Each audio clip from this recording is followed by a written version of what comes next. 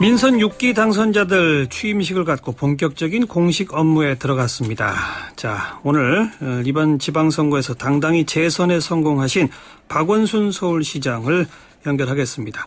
따뜻하고 안전하고 희망과 꿈이 있는 사람 특별시를 만들겠다라고 선언했는데 이게 어떤 내용일까요? 자, 박 시장님 나와 계시죠? 네, 반갑습니다. 예, 안녕하세요. 축하드립니다. 네, 고맙습니다. 당선되신 후 첫 인터뷰니까요. 네네. 상당히 큰 표차로 당선되셨는데 그 민심은 뭐라고 생각하십니까? 네, 제가 2년 8개월 지난 1기 동안에 나름대로 서울시를 정말 반듯한 도시로 원칙과 상식이 살아있는 그런 도시로 만들고자 노력을 많이 했죠.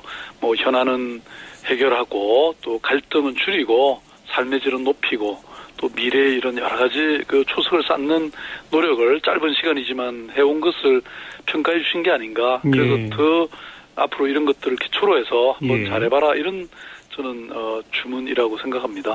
선거운동 기간에 뭐가 제일 힘드셨어요? 선거 기간은 후보자라면 누구나 힘들죠. 예. 네, 그런데 이제 아무래도 이 선거의 결과를 누구도 모르기 때문에 불안한 마음이 가장 큰 것이고요.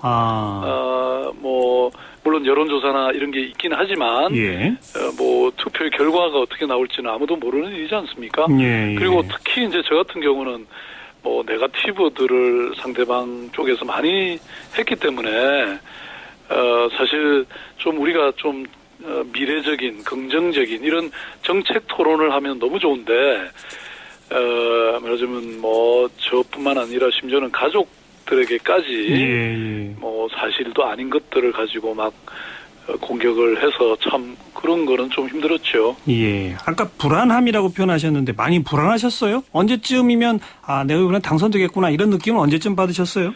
여론의 이 지지율은 이제 확실히 높았기 때문에 그런 어떤 믿음이라는 건 있긴 했지만 사실 누구도 알 수 없는 거잖아요. 어떤 일이 벌어질지는 네, 그런 게 있죠. 네.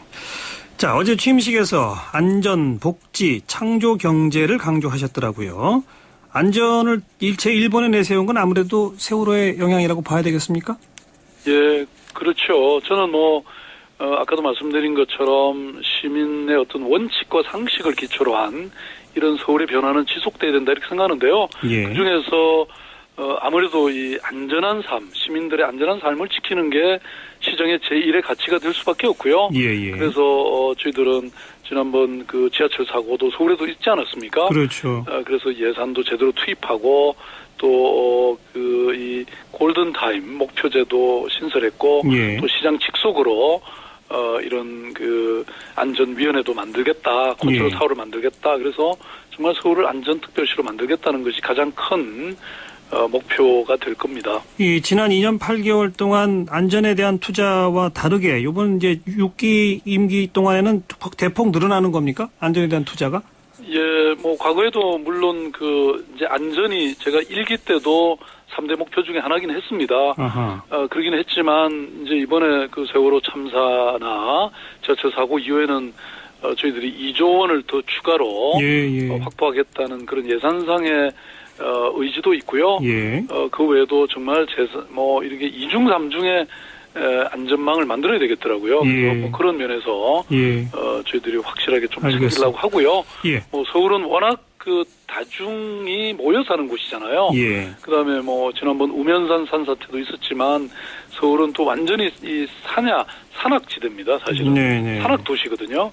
어디에 이런 일이 벌어질지 참 모르죠. 자연 앞에는 우리가 또 겸허해야 되고 또 그만큼 또 우리가 대비를 해야 되겠죠. 이제 곧 또 장마철이 다가올 텐데요. 그렇죠? 그렇습니다. 벌써부터 저희들은 걱정입니다. 두 번째가 복지인데 이거는 지난 2년 8개월 동안에도 줄곧 강조해 오셨던 대목이죠. 어떤 변화가 혹시 있습니까? 예. 이제 우선 저희들은 좀 현장 밀착형 그런 사회복지 안전망을 만들어야 되겠다.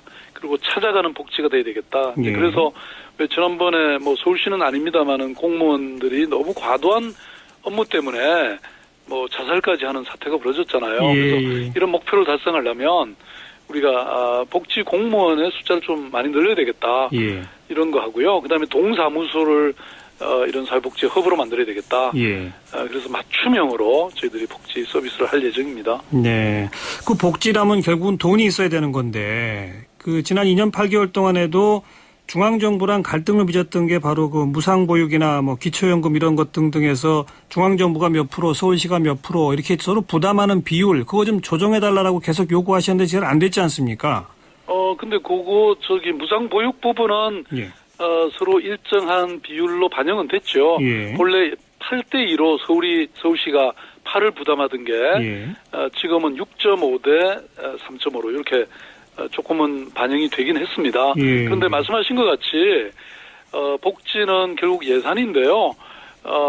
이제 중앙정부가 일방적으로 결정해서 안 그래도 가뜩이나 돈이 없는 지방정부한테 8을 부담해라, 5를 예. 부담해라. 예. 이런 일은 없었으면 좋을 것 같고요. 예. 그다음에 온 국민에게 해당되는 보편적 복지의 경우에는 중앙정부가 부담하는 게 저는 맞다고 생각합니다. 원칙상. 그러니까 나머지 지방정부는 정말 주민들의 곁에서 주민들의 이 맞춤형으로 체감되는 이런 작은 복지들을 실현하는 게 저는 맞다고 봅니다. 그런 역할 분담이 좀 제대로 됐으면 좋겠습니다. 네. 안전, 복지, 그다음 창조경제인데 이 창조경제는 지난 2년 8개월 동안은 없었던 구호 아닌가요? 새로 들어간 거죠? 네, 뭐 그렇기는 했는데요. 혹시 그래도 박근혜 대통령의 창조경제를 여기 다 똑같이 차용하신 겁니까? 뭐 저는 대통령이 쓰신 거 저희들이 쓰면 안 됩니까? 아니 그게 아니고 그러니까 같은 개념이냐 이거죠.